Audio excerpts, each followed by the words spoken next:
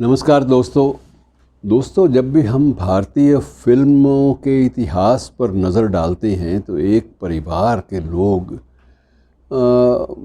इतनी then they जाते हैं, इतनी देन उनके खाते में दर्ज है कि उसका कोई हिसाब किताब सही ढंग से रखना कई बार मुमकिन नहीं हो पाता। आज जिस महान अभिनेता का जन्मदिन है वो है शशि कपूर।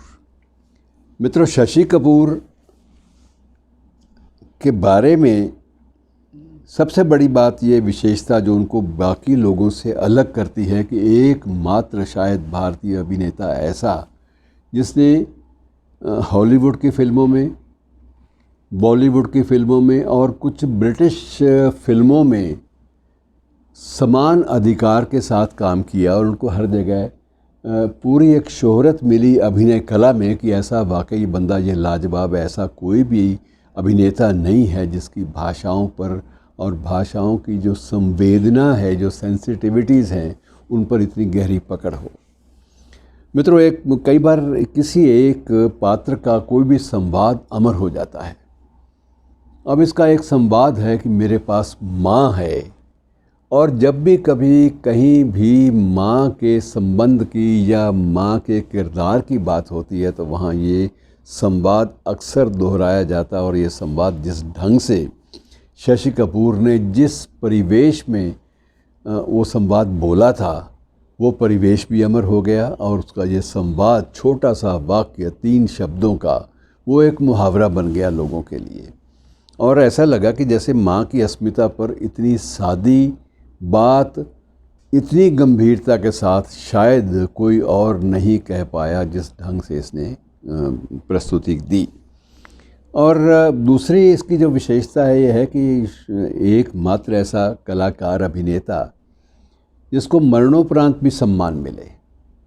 और हमारे भारतीय फिल्मों के इतिहास में 2 ही पात्र ऐसे हैं जिनको मरणोपरांत सम्मान मिले, और एक शशि कपूर और दूसरी श्रीदेवी। इसके अलावा बाकी सबको सम्मान जो मिले, जीते जी मिले। इसको भी जीते जी बहुत कुछ मिला मित्रों, और बहुत कम ऐसे अभिनेता हैं जिनको भारत सरकार ने पद्म भूषण की उपाधि से नवाजा हो, सम्मानित किया हो। विशेषता क्या थी इस बंदे में? एक तो बंदे का किरदार इतना गज़ब का होता था कि जिस भूमिका को भी निभाता था उसको मैं उसमें जीता था। स्वयं ये शशि कपूर कहा करते थे कि मैं उस किरदार को जीता हूँ, और जब तक मैं जी ना लूँ तब तक मैं मंच पर नहीं आता, कैमरे के सामने नहीं आता।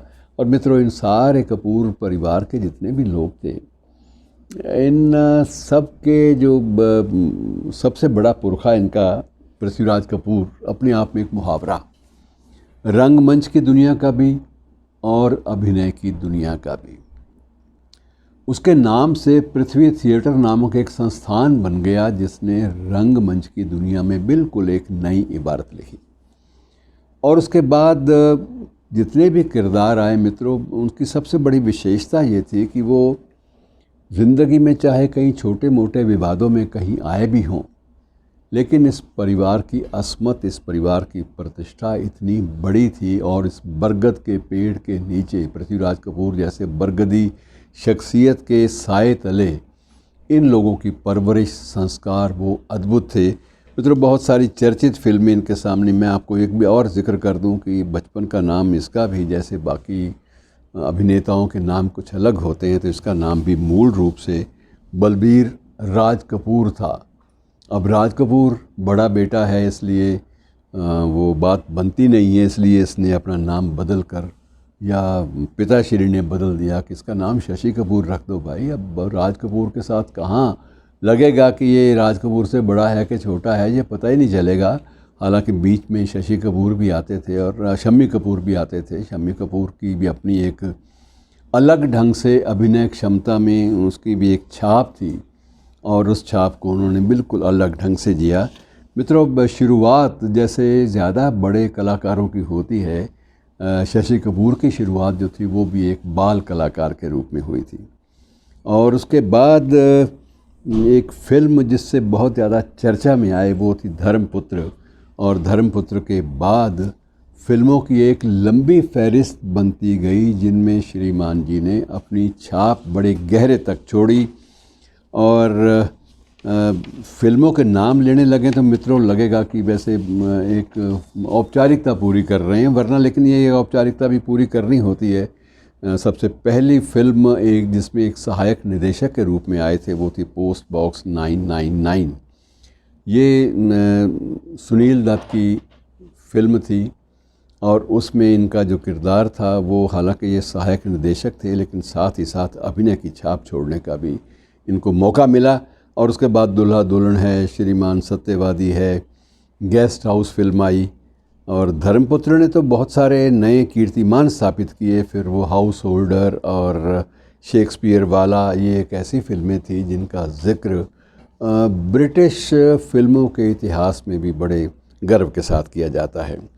और उसके मोहब्बत इसको कहते हैं, ये मेरे हाथ, मेहंदी लगी मेरे हाथ, ये फिल्म भी इनकी सामने बड़ी अच्छे ढंग से प्रस्तुत की गई थी। और नंदा, अगर आपको याद हो, एक अभिनेत्री होती थी नंदा, तो नंदा अक्सर कहा करती थी कि मैंने शशि कपूर के साथ पहली फिल्म की और उसके बाद ये बंदा ही इतना भाग्यशाली है कि इसके साथ जो पहली फिल्म कर लेता है वो सफलता के सोपान, सफलता की सीढ़ियाँ चढ़नी शुरू कर देता है। और उसका एक ही था कि इस बंदे का जो व्यक्तिगत जो इसका व्यक्तित्व था वो भी एक अनूठी छाप छोड़ने वाला था। और इसके अलावा बाकी कभी कभी फिल्म में भी इसकी जो कुछ एक गीत जो थे वो गाए हुए अमिताभ बच्चन के साथ, वो भी मुहावरे ही बनते गए और उनको अलग ढंग से प्रस्तुत किया। और कई बार ये लगता था कि जहाँ अमिताभ बच्चन आ गया वहाँ तो वो खा जाएगा अपने साथ वाले को, लेकिन नहीं, ऐसा नहीं हो पाया। और उसमें शशि कपूर ने अपनी स्वतंत्र पहचान, अपनी जो सही पहचान थी वो बनाए रखी। इसके बाद बहुत सारी फिल्में और चर्चा में आई, त्रिशूल थी, ज़मीन आसमान थी, तो बहुत सारी लंबी फहरिस्त है। लगभग 89 फिल्मों में अलग अलग किरदार इस शख्स ने निभाए। और लेकिन ऐसा नहीं था कि किसी भी फिल्म में इसने, कहते थे स्क्रिप्ट देखकर बात करते थे, किसी भी फिल्म में इसने खलनायक की भूमिका निभाने से अक्सर इनकार किया कि नहीं, इस भूमिका के साथ मैं न्याय नहीं कर पाऊँगा, इस स्क्रिप्ट में मैं फिट इन नहीं होता, मेरा किरदार फिट इन नहीं होता। अगर खलनायक को खलनायक के रूप में प्रस्तुत ना किया गया और खलनायक कहीं लोग उसको भी रहस्यपूर्ण ढंग से नायक मानने लगे तो फिल्म का सत्यानाश हो जाएगा, इसलिए ऐसी भूमिकाएं ये स्वीकार नहीं करते थे।